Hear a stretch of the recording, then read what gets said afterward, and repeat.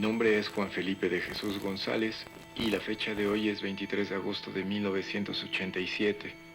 Esta es la primera grabación que hago con esta cámara para documentar el proceso que llevaré con el niño. Bueno, Feral es una película, yo creo que Feral es una película de horror hiperrealista, de misterio rural o de misterio hiperrealista y de horror rural. Podemos ponerlo en cualquiera de ese orden, que habla principalmente sobre varios temas, pero yo creo principalmente de cómo estamos atravesados por las herencias culturales, ¿no? Sobre todo la religión y cómo queremos imponer esas herencias culturales a los demás. Eh, en la historia de un hombre que es un ermitaño y quiere estar en contacto con Dios y se le aparecen un día 3 niños salvajes y decide criarlos él mismo en la cabaña en vez de darlos en soledad, y pues resulta una idea no muy grata que desata más bien el horror, ¿no? El horror profundo del ser humano. A diferencia, por ejemplo, de una ficción tradicional, en donde también obviamente se puede hacer y donde los personajes pueden ser contradictorios, pero estamos acostumbrados culturalmente a una narrativa, y como escritor también lo estás obligado o forzado a hacer lo que se llama un guión redondo, ¿no? En donde todo es coherente, donde todo realmente rema hacia el mismo lugar, que es bien difícil de hacer, ¿no? También. Pero eso da como resultado, pues, cosa que sea muy raro que dentro, digamos, de una ficción bien hecha, bien escrita, tradicional, puedan existir esta clase de contradicciones entre los personajes y que tú como espectador ni siquiera bien sepas qué es lo que está pasando, ¿no? Porque tú como espectador estás casi siempre en control de la película. Entonces, que tú realmente que no sepas qué está pasando y que hay una ambigüedad, digamos, ahí presente, o que se te presenten grietas de ambigüedad en la narrativa para que tú puedas ser partícipe, era pues uno, digamos, de los principios que siempre tuvimos muy claro cuando quisimos hacer la película, ¿no? Tengo la fortuna de que tengo un familiar, un tío, que es sacerdote, ¿no?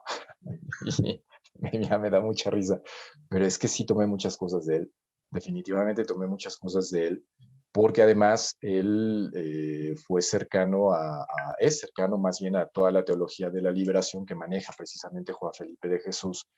Y, híjole,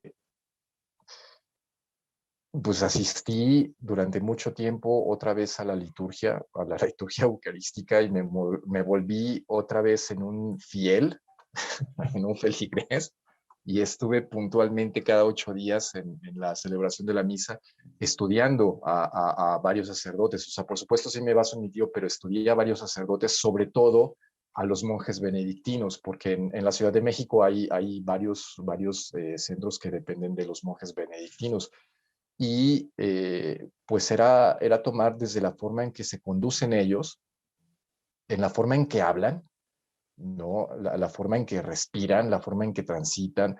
O sea, sí hay un halo de misticismo, dentro de la curia, porque sí lo hay. Y de repente uno los escucha y como que todos casi hablan como igual, ¿no? Como que hay una circunstancia ahí de lenguaje.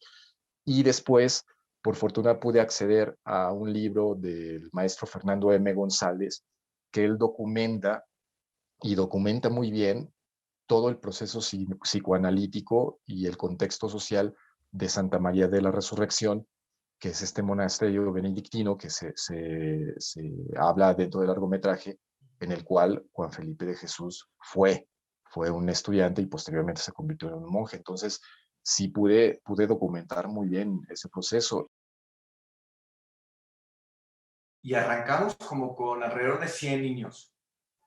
Y Margarita y Daniela nos nutrían más niños, ¿no? Entonces, pues fue prácticamente un año de estar yo sin fines de semana, sin sábados, sin viernes en la noche, porque el sábado a las 9 de la mañana había que estar ahí en Iztapalapa, y era ver era ver qué dinámica les ponía Jaime, que eran dinámicas de expresión corporal, ¿no? Puramente.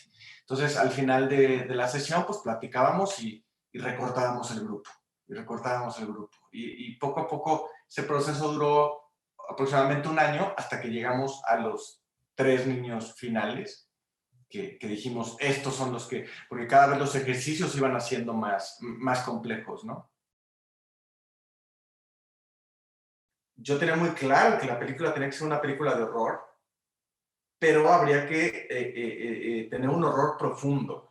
¿Y cómo se llega a un horror profundo? Digo, hay muchas maneras de hacerlo. Yo decidí, obviamente,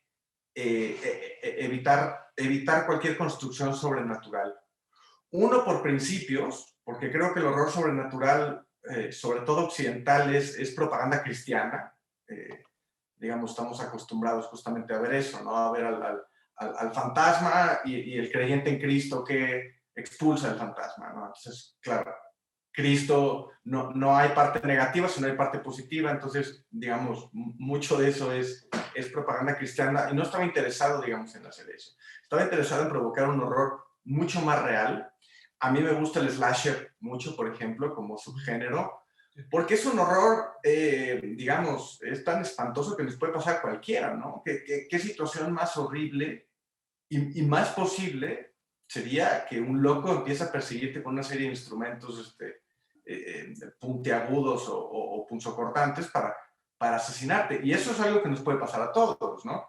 A pesar de que, digamos, las películas de horror sobrenatural tienen su encanto y están, digamos, más cerca hacia la fábula, no tienen no provocan este terror real en la audiencia, ¿no?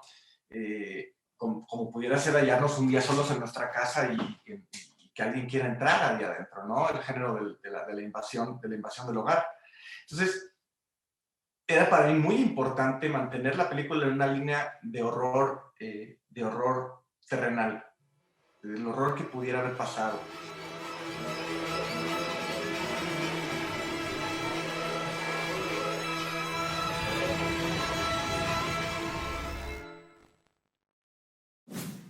Gobierno de México.